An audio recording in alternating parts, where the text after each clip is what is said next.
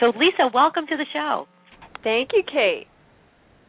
So the first question, I know everyone's kind of wondering. The first question I always ask everybody is, how did you get here? How did you get to do all this? And can you tell us a little bit about how you found your passion? Sure, and I'll try to make it short because it could be a very long story. But I knew, as a kid, I always saw myself as a writer. And I think often we do this sort of long roundabout in our lives, and I did a lot of other things. I went to MIT undergrad, too, and did sort of computer-oriented stuff in San Francisco. Ended up running a nonprofit for 10 years, and then finally got the idea for my first book. And it was not in my field, and so it took me 7 years to go from this idea to a published book.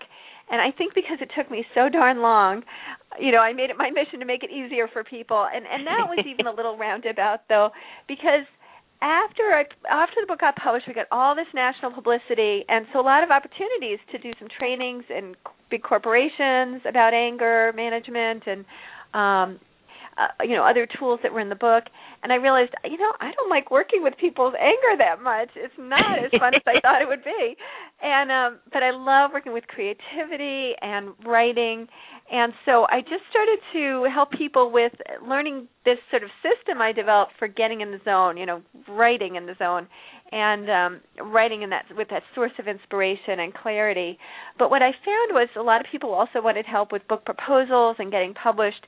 So it just sort of evolved, and then somebody suggested me for that course you mentioned at Harvard Medical School, where I now have taught on the faculty about, 5 or 6 years.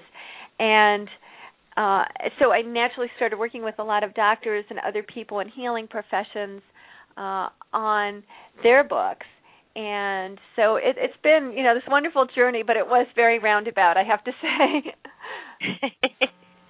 Well, I know you're helping so many others, and that's really what it's all about is helping other people, and what you're doing is literally helping them get their expertise out in a bigger way. So thank you for doing that. That's great. Thank you. Well, it's so much fun because every book is different, and I often find the people who come to me, they have these wonderful messages or systems for how to be successful in whatever area of life it is that they focus on. And but sometimes they don't really know how to reach their audience best, or even aren't clear on the right audience that's going to make this book extremely marketable. So it's fun to be in a field where you get to sort of help people marry that business piece and the creative piece and the gifts that they have, that spiritual piece, I think, too. So it makes it, for me, especially rewarding.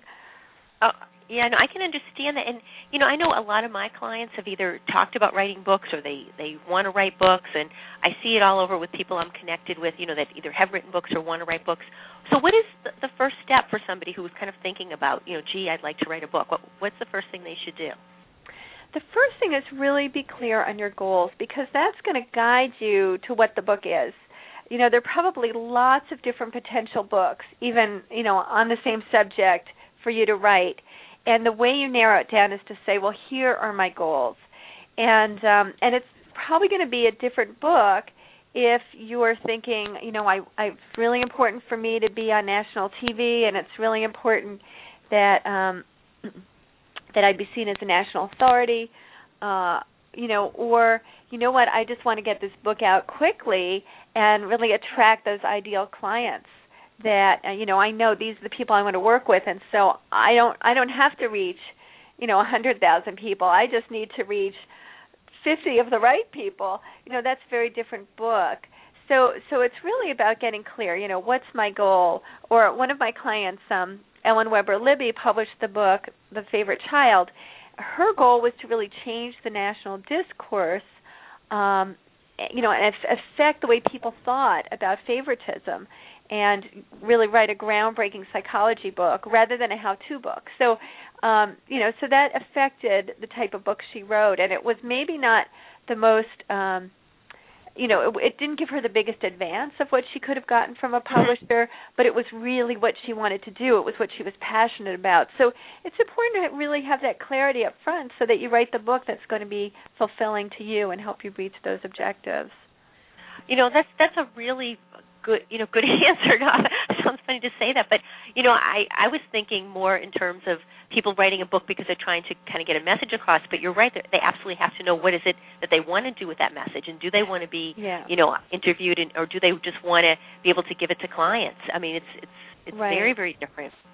So why shouldn't they write a book? Why shouldn't they write a book? That's a great one. Why shouldn't somebody? I think if you're not prepared to do the work, because certainly there's work involved, and you really do need to schedule a certain amount of time per week to get that book done. It doesn't have to be every day. Some people will tell you every day. I've had lots of clients even write a first draft in 8 weeks, and they're not necessarily writing every day, but they're definitely writing every week. So if you can't, if you've got too much on your plate, don't do it till you get some things off your plate. If you're somebody who says yes to everything, don't bother, because there's no way it's going to work out. You've really got some boundaries. Now, if you're somebody who says yes to everything and you want to shift that, well, obviously they should work with you to do some tapping, but also, a book will help you do that if you're really committed to shifting that, because I've seen a lot of people actually really improve their boundaries around a book. In fact, and this is common, I think, with therapists, is they're sort of trying to save the world, and they've got clients who maybe haven't paid or who are really draining. And so I've helped them to set some boundaries and say, well, let's look at those clients who are really draining or haven't paid, or, and who do you really want to attract? Okay, if you kind of let go of some of the really energy-depleting folks and attracted some of the higher-end people and maybe their self-pay, now it creates a little more time for your book. So we've done some creative things with sort of that mindset to help prepare. But if you're not willing to make some changes and you just don't have time, then don't bother. No, and that's a really important thing, because it sounds really glamorous to write a book, and my great uncle was a writer. He actually just passed away at a little over age 100. He wrote the TV shows Bewitched and some other movies. Yeah, and he used to say, Lisa, that everybody wants to be an author, but nobody wants to spend the time writing. And having said that, if you are structured about it, if you have a system or a structure, it doesn't have to take as much time as you think. And, I've got a good example from my own life. This is really more about editing, but somebody, I just signed on a new client a few weeks ago, and I'd been putting off working on his book because it was about structuring. And I like helping people structure a book from the beginning, but taking a book that's already written and restructuring can be just a really overwhelming job. So I'd been putting off. When I finally started doing it yesterday, I was like, oh, this actually isn't that bad. It's not as hard as as hard as I think. And I think we often do that with writing the book. We make it into this monumental thing. And if you break it down, which is what I do in my book writing classes, break it down into manageable steps, then it's very doable. And, I have clients who do it in 8 weeks or 12 weeks, and others who take longer. Especially a memoir is going to take longer than a how-to book.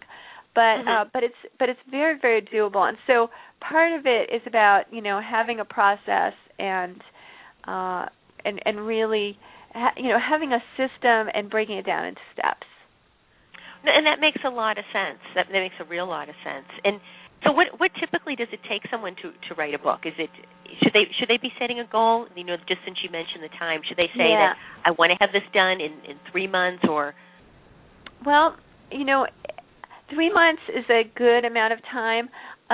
In my classes, it often is about 3 months because the class is 8 weeks, but there's some pre-work ahead, so it might be 10 weeks or 12 weeks, and that's a very doable amount of time. If you're writing a memoir, you probably want to think more in terms of 6 months to a year, and it can certainly take longer. And academics, will take years and years to write their memoirs because they're just moving everything around over and over and over, and perfecting every word.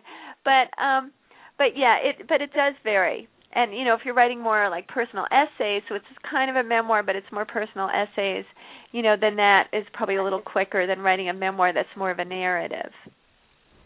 Yeah, no, and that makes a lot of sense. And should somebody know before they start, Lisa, like how long the book should be? or is that something is it more of a creative process?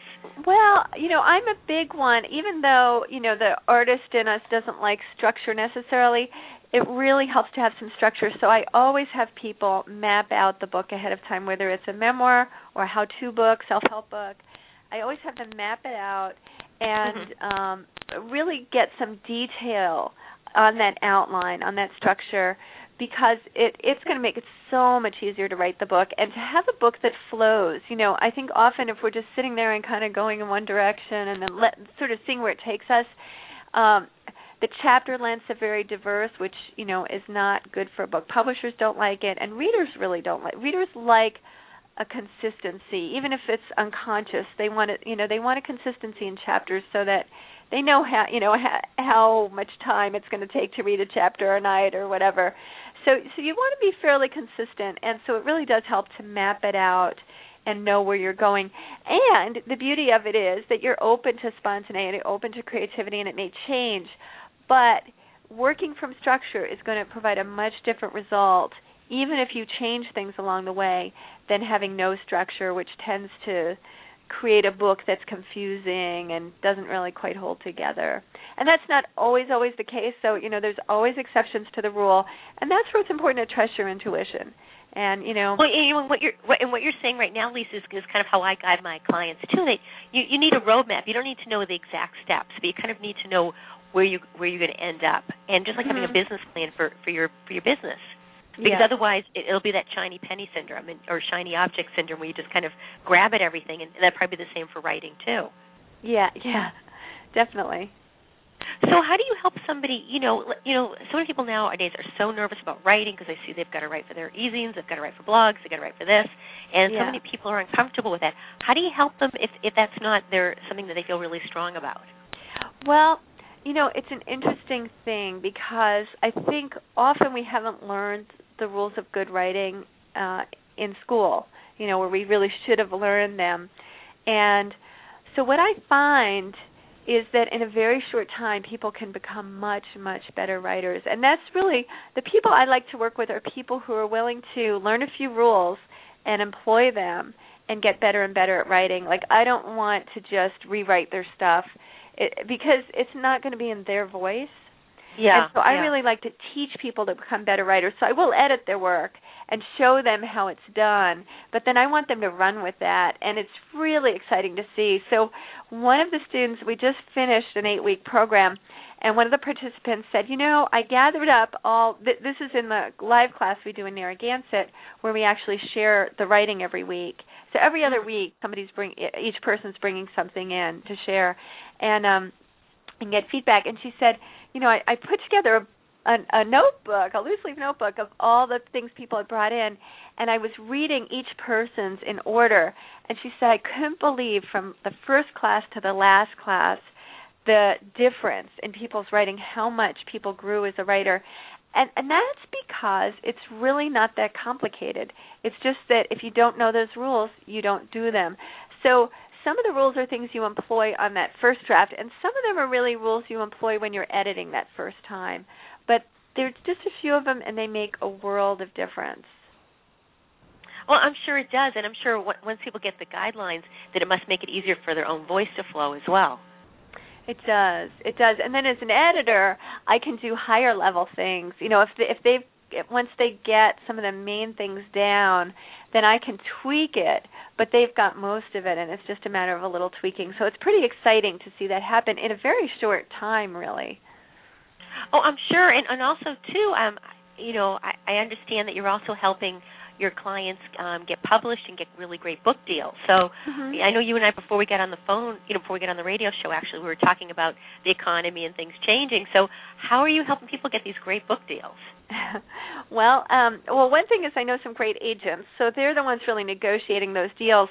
But to get to those agents, you really have to work on your platform. And I've got a few things I've been doing recently with some clients who didn't have much of a platform at all. And when I say platform, I mean their reach. A lot of that's online often. So it's, their mailing list, their newsletter, their website, their blog, how easily they come up on a search, their social media, Twitter, Facebook, LinkedIn.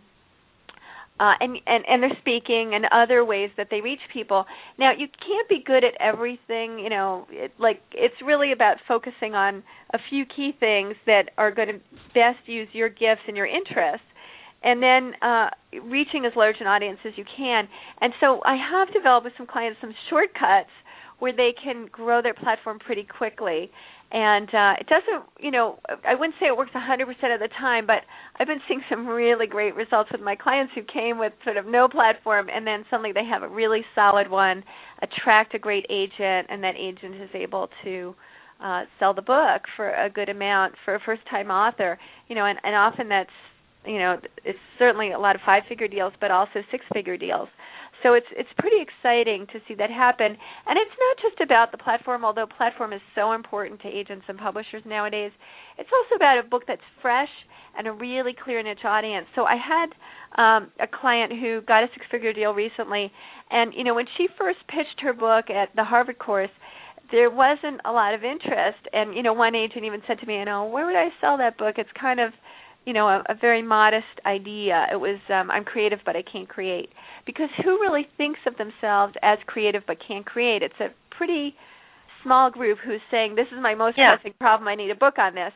But when we talked about it, she's a psychiatrist, and really she was helping people who are depressed, anxious, and unhappy to use creativity to be happy and really turn that around. So think how huge that market is, and it's a very targeted market, but also a very large market.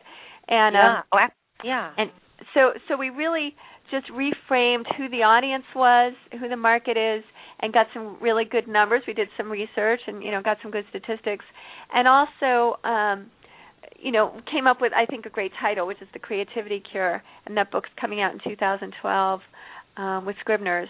But so I think a lot of times it's about really taking your initial concept, but really getting clear about what's going to be fresh about this and what's going to speak to people's pain, right, and offer the benefit they're looking for, and really, what is that specific niche audience? And, a lot of people make this mistake of, I'm writing for everybody, and I still hear it. One guy I was on the phone with yesterday, and he kept saying, well, my audience is huge. It's everybody from, 15-year-olds to 86-year-olds. And, that's not what publishers and agents want to hear. They want to hear, I've got this very specific niche audience.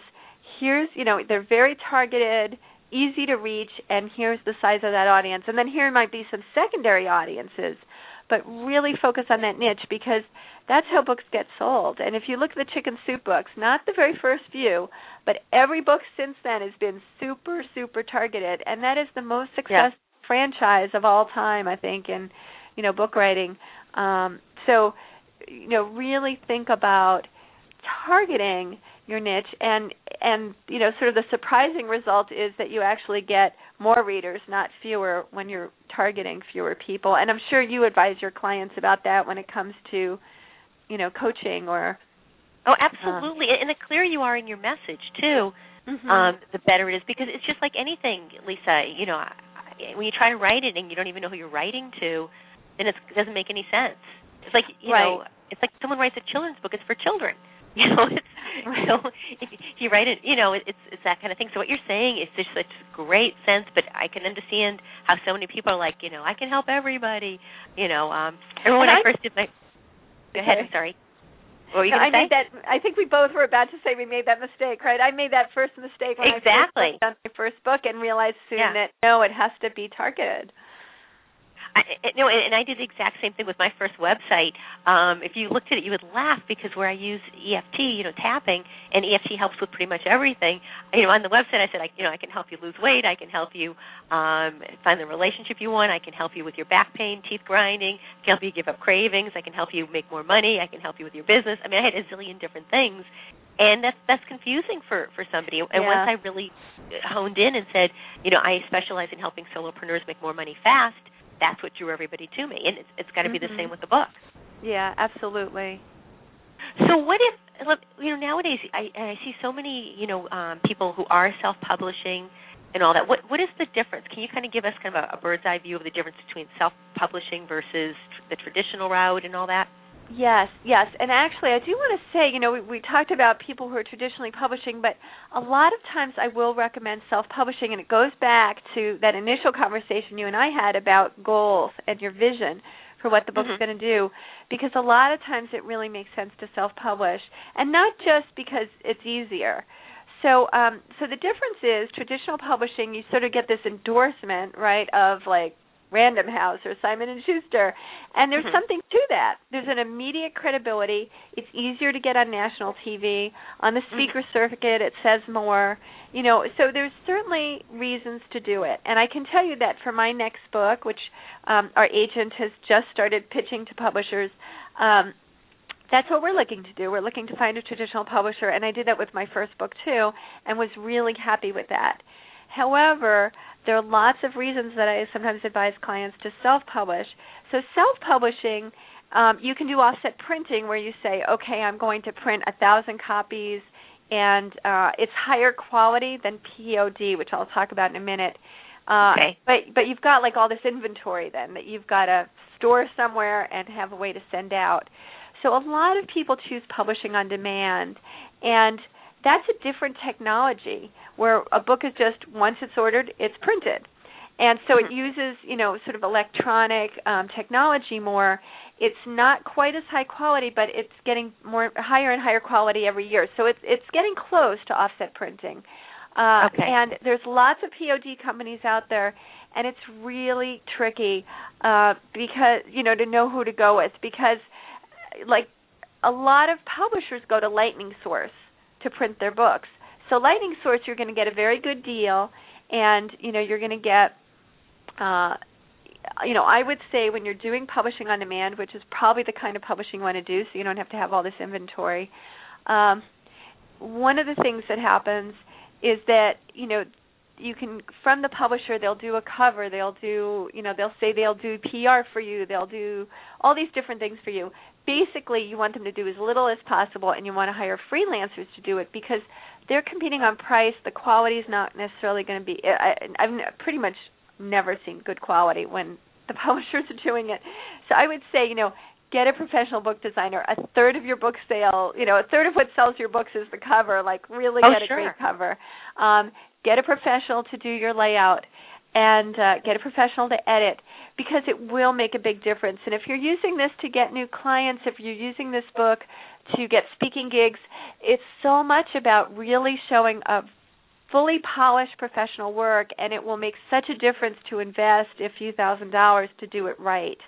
But I would say you have to be careful. Now, Amazon, and I think this has got to be restraint of trade. It drives me crazy, because I think some attorney general should do something about this. But Amazon is allowed to be a publisher, and they sell books, right? So now, if you go to Lightning Source, what Amazon is starting to do is the books from Lightning Source, it'll say out of stock.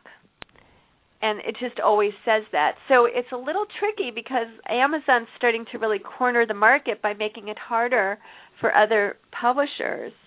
And so, like, if their books are always in stock but other people's are out, well, of course you're going to go with CreateSpace, which is Amazon's self-publishing arm.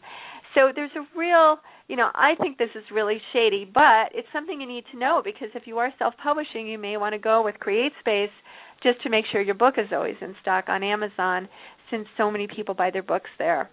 So there are a lot of things to be aware about when you're self-publishing. And why would you self-publish? One is to have the book quickly. You'll have it much quicker than traditional publishing. Another is that you can also change things. So if you make a mistake and the cover's not working, you can change the cover.